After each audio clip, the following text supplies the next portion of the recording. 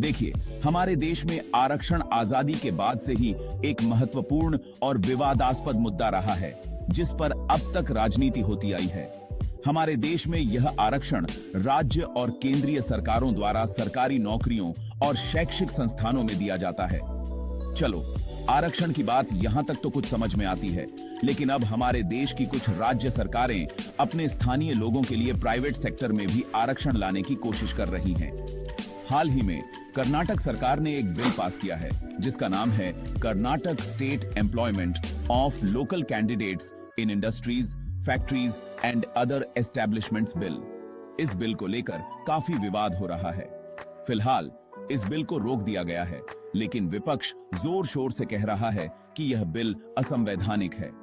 चलिए समझते हैं इस बिल में क्या है। कर्नाटक सरकार वादा कर रही है कि वह गैर प्रबंधकीय नौकरियों में 75% आरक्षण और प्रबंधकीय नौकरियों में 50% आरक्षण स्थानीय उम्मीदवारों के लिए लाएगी। प्रबंधकीय श्रेणी की नौकरियों का मतलब है वे पद जो पर्यवेक्षी, प्रबंधकीय, तकनीकी, संचालनात्मक या प्रशासनिक होते हैं। गैर प्रबंधकीय नौकरियों का मतलब है कोई भी क्लेरिकल नौकरी, अप्रशिक्षित, अर्ध प्रशिक्षित या फिर प्रशिक्षित कर्मचारी आईटी सेक्टर और आईटी उद्योगों में। यानी इन नौकरियों में उन उम्मीदवारों को प्राथमिकता दी जाएगी जो वहां के स्थानीय हैं। अब सवाल उठता है कि स्थानीय कौन हैं? इसे परिभाषित किया जाएगा कि वे उम्मीदवार जो कर्नाटक में पैदा हुए हैं या पिछले 15 साल से कर्नाटक में रह रहे हैं और कन्नड़ भाषा बोल, पढ़ और लिख सकते हैं। चलिए एक बार समझते हैं कि इस बिल का प्राइवेट सेक्टर पर क्या असर हो सकता है। सरकार अपनी कंपनियों और संस्थानों में आरक्षण प्रदान कर सकती है, क्योंकि उनका मुख्य उद्देश्य सिर्फ पैसा कमाना नहीं होता है। उदाहरण के लिए एयर इंडिया वर्षों से घाटे में चल रही थी, लेकिन भारतीय सरकार ने उसे बंद नहीं किया। बाद में उसे टाटा समूह को बेच दिया। आज भी भारतीय डाक सेवा घाटे में चल रही है, लेकिन इसे बंद नहीं किया गया है।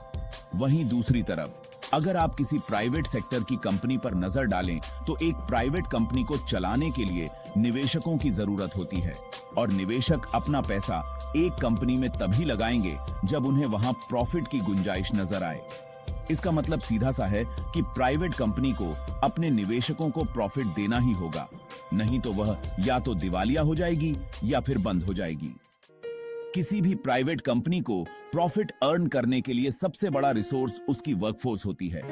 मान लीजिए कि एक प्राइवेट कंपनी को किसी कर्मचारी को एक पोजीशन के लिए हायर करना है। एक कैंडिडेट इंटरव्यू देने आता है जो कि हाईली स्किल्ड है और उस जॉब को डिजर्व भी करता है, लेकिन इस बिल के चलते हुए शायद एम्प्लॉयर उस कैंडिडेट को हायर नहीं कर पाए और उसकी जगह एक ऐसे कर्मचारी को हायर करना पड़े जो उतना ज्यादा स्किलफुल नहीं है, लेकिन उसे लोकल लैंग्वेज बोलनी आती है। अब अगर हम सोचें कि अगर वर्कफोर्स को रिजर्वेशन के आधार पर प्राइवेट कंपनी द्वारा हायर किया जाएगा तो उसकी परफॉर्मेंस पर क्या असर होगा, और अगर ऐसे बिल पहले से होते तो क्या हमारे देश की बड़ी फर्म्स जैसे रिलायंस इंडस्ट्री और टाटा आज इतनी बड़ी बन पाती? क्या कोई कैंडिडेट जो हाईली स्किलफुल है और किसी पर्टिकुलर फील्ड में बहुत नॉलेज रखता है, उसे प्राइवेट सेक्टर में एक जॉब पाने के लिए किसी रिजर्वेशन की जरूरत है, या वह अपनी कैपेबिलिटी के बेसिस पर वह जॉब हासिल कर सकता है? अगर हां, तो इस रिजर्वेशन का मतलब ही क्या रह जाता है? कर्नाटक सरकार पहली ऐसी सरकार नहीं है जो इस तरह का रिजर्वेशन बिल लेकर आई है। 2019 में आंध्र प्रदेश सरकार ने भी ऐसा ही एक बिल पेश किया था, जिसमें उन्होंने अपने लोकल्स को प्राइवेट सेक्टर में 75% रिजर्वेशन का वादा किया था। वहीं 2020 में हरियाणा सरकार ने भी 75% रिजर्वेशन का प्रावधान करने का प्रयास किया था, जिसमें हरियाणा के लोकल कैंडिडेट्स को उन प्राइवेट कंपनियों में प्राथमिकता दी जानी थी जो 50,000 तक की सैलरी देती हैं और जहां कम से कम 10 कर्मचारी काम करते हैं। इस मामले में मेरा दृष्टिकोण क्या है, यह मैं आपसे साझा करना चाहूंगा। सबसे पहले हमें रिजर्वेशन के मेन मोटिव को समझना चाहिए। रिजर्वेशन का मुख्य उद्देश्य था कि उन लोगों को समान अवसर और अधिकार मिले जिन्हें शुरू से ही भेदभाव का सामना करना पड़ा है।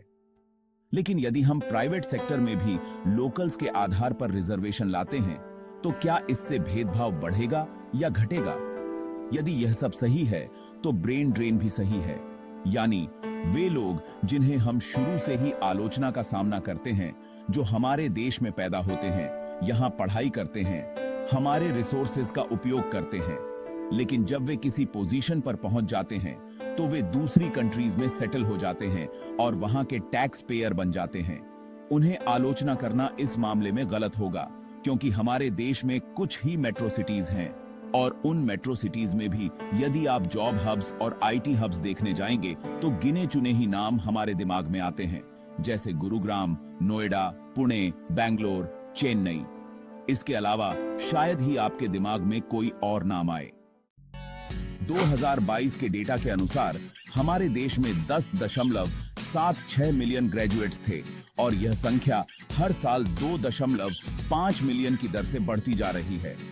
यानी कि आने वाले समय में हमारे देश में स्किलफुल व्यक्तियों की संख्या और भी अधिक बढ़ेगी। ऐसे में यदि गिनी चुनी जॉब हब्स और मेट्रो सिटीज में भी प्राइवेट सेक्टर में लोकल्स या किसी और आधार पर रिजर्वेशन दिया जाने लगा तो हमारा बिल्कुल हक नहीं बनता उन लोगों को आलोचना करने का जो विदेश में जाकर सेटल हो जाते हैं।